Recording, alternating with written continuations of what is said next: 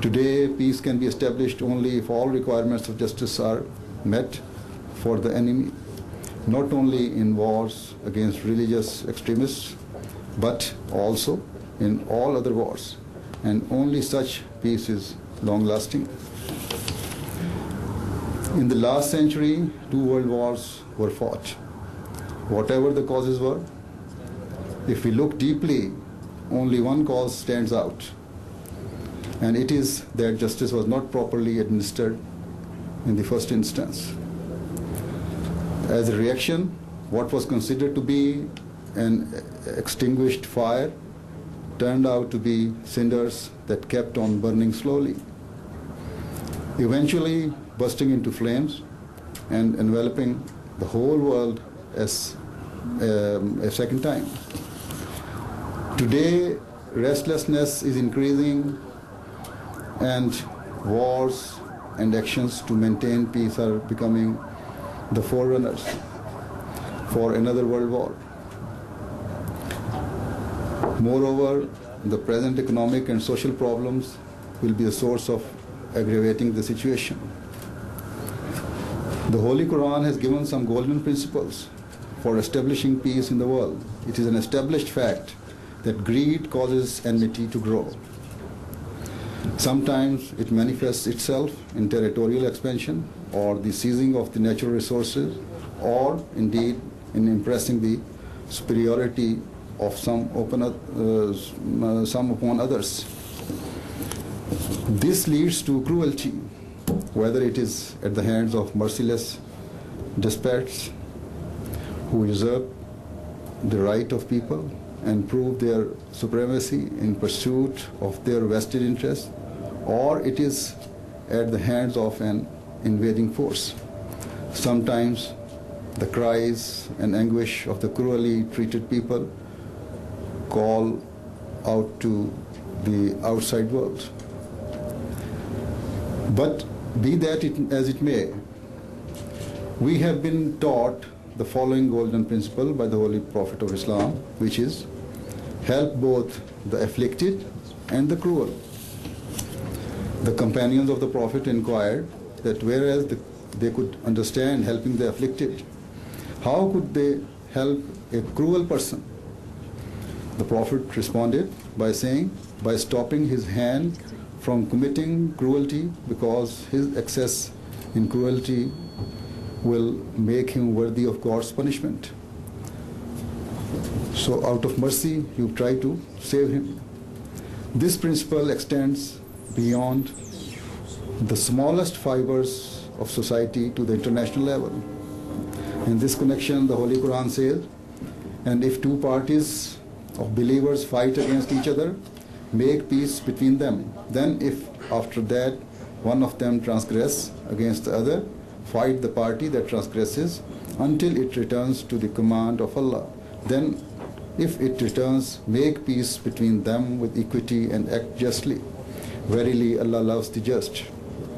Though this teaching is about Muslims, yet by adhering to this principle, the foundation of peace on a worldwide basis can be laid. In order to maintain peace, it has been explained at the outset that the foremost requirement is justice. And despite abiding by the principle of justice, if efforts to make peace are unsuccessful, then unite and fight collectively against the party that has transgressed, and continue till such a time that the transgressing party is ready to make peace.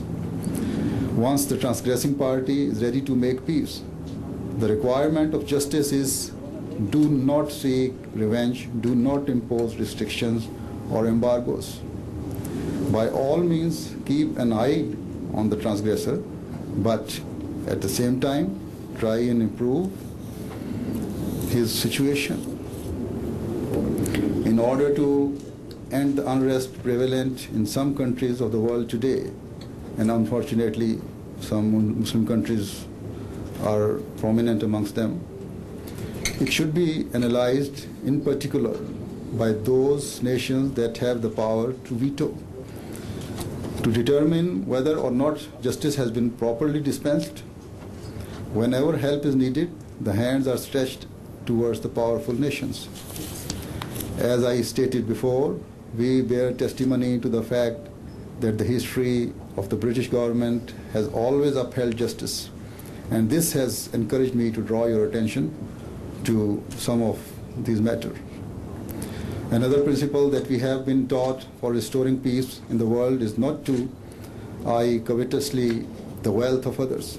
The Holy Quran says, "And strain not the eyes after what we have bestowed on some classes of them to enjoy for a short time the splendor of the present world, that we may try them thereby." Greed for any envy of the wealth of others is a cause of increasing restlessness in the world. On a personal basis, keeping up with Joneses, as the saying goes, has resulted in unending greed and destroyed social peace. Greedy competitions on national basis started and led to the destruction of world peace. This is proven by history, and every sensible person can assess that the desire for the wealth of others causes envy and greed to grow and is the source of loss. This is why God Almighty says that one should keep an eye on one's own resources and derive benefit from them. The effort to make territorial gains is for seeking the benefit of that territory's natural resources. The grouping of nations and the making of power blocks are to procure the natural resources of some countries. In this regard, a number of authors who had previously worked as advisors to the governments have written books detailing how some of the countries endeavor to get control of the resources of other nations. How far the writers are truthful is best known to them, and God knows best.